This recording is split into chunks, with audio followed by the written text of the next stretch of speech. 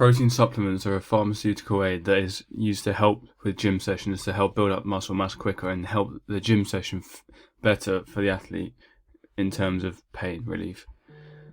The method of getting the protein supplements in an athlete's diet is through the use of protein shakes usually. However, they can be frowned upon by a lot of people. Athletes who use this will mainly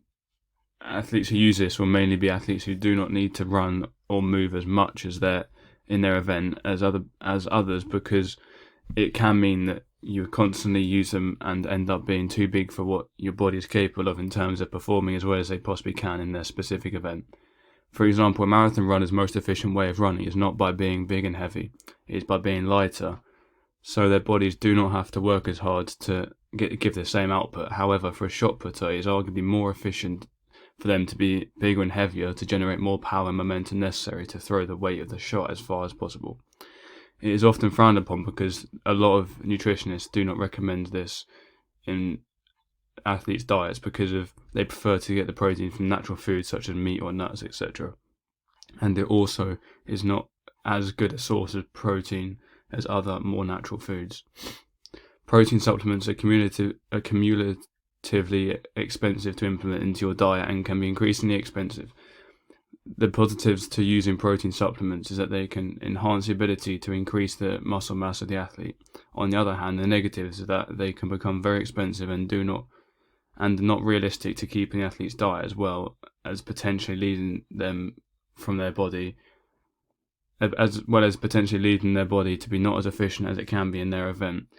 They are usually allowed in sport, however, it is not recommended to use them by nutritionists and are not recommended by many people in sports, despite being legal to use them, because it can come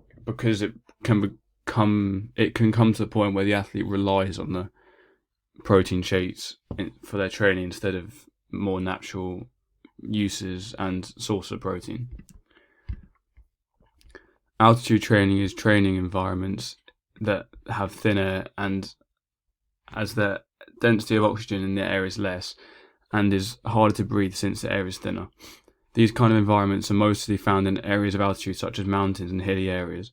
It is a physiological aid because it helps train the cardiovascular system and the muscles. It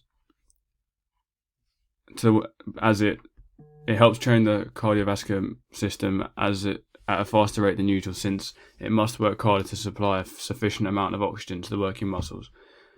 There is also an artificial way of altitude training using altitude chambers, which are small rooms which emulate the characteristics of doing it on a mountain, so the athlete can simulate what it would be like to be to train in hilly and altitude areas. An example of this happening is the GB Juniors athletics team, because they must go to Loughborough because they have altitude chambers there. They did this because they had a junior world championships competition in Kenya where there is thin air, and the athletes would have struggled and potentially passed out while competing because of the thin air, hence why they had to stay in altitude chambers for a period of time. The athletes who would use as ergogenic aid is mostly long distance runners and marathon runners, because it benefits the cardiovascular system the most, and that is the body system that they use the most. However, it can be useful to heptathletes and decathletes as they are all-round athletes and need a good balance of all their body systems to be good. Therefore, for these athletes, altitude can help them out a lot in all their events because they'll be generally fitter, allowing them to further enhance their training and their competition abilities. Altitude training is cheap if there is a mountain or any other area of altitude nearby. However, if you're using the method of altitude chambers, it can be extremely expensive to use them, especially if they are owned by an organisation. The primary positive from altitude training is that it can massively improve an athlete's cardiovascular system so they can use it more efficiently. On the other hand, if there is no areas of altitude anywhere near the athlete, then it will be very expensive to use this method of training. It is perfectly legal to use in sport, however, it is not recommended to overuse this method of training because your body will get used to being in thin air with little oxygen and may struggle when you come back to normal altitudes. Music is a physiological aid, as it is a method used by athletes to put them in the right mindset to compete and perform to the best of their ability. Some athletes prefer to be completely relaxed and to perform at their best, meaning they prefer slower, calm music. On the flip side, other athletes like to be gassed up before they compete, meaning that they prefer faster and louder music to get them in their preferred mindset for competing. The majority of athletes will use music as a method to have them in their preferred mindset to compete to the best of their ability, and they can use it in training as well, like they often do.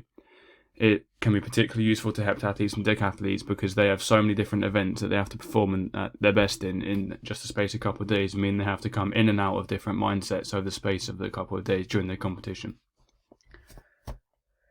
They use music a lot to assist them with moving in and out of these different mindsets for each of their events and in between them as well. And as they have to recover from the previous one and then almost instantly prepare for the next. The devices to be able to access the music can be expensive. However, a lot of athletes will argue it's worth using and worth it because the positives it gives you will benefit your performance so greatly that it is potentially worth it. If you begin a competition in the ideal mindset for the individual, then it can improve performance quite drastically. The negatives can be that it may be expensive as well as it may not work for the athlete because they may not thrive in competition by using music. Music is allowed to be used in sport. The only issue they may face is when the music is not allowed in the competition area itself. For example, in athletics, you're allowed to use music in the warm-up area and anywhere in the stadium, but as soon as you go into the call room, all electronic devices must be confiscated if in possession of the athlete at the time in the call room. Sports drinks are a nutritional aid that can restore the glucose stores in an athlete quicker and more efficiently than normal, and they also have sugar in to give a quick spurt of energy during a competition. They are used during training or just during competition or just before, only because of their quick release of energy, making them a good method to add into an athlete's strategy of a competition to ensure that they can perform to the best of their ability. There are plenty of athletes who use sports drinks to assist them in their event. They can be particularly useful for heptathletes and decathletes because of the amount of events they must go through in a couple of days. Sports drinks can make sure that they are energized as much as possible for each individual event to allow them to do as well as they can in all of them.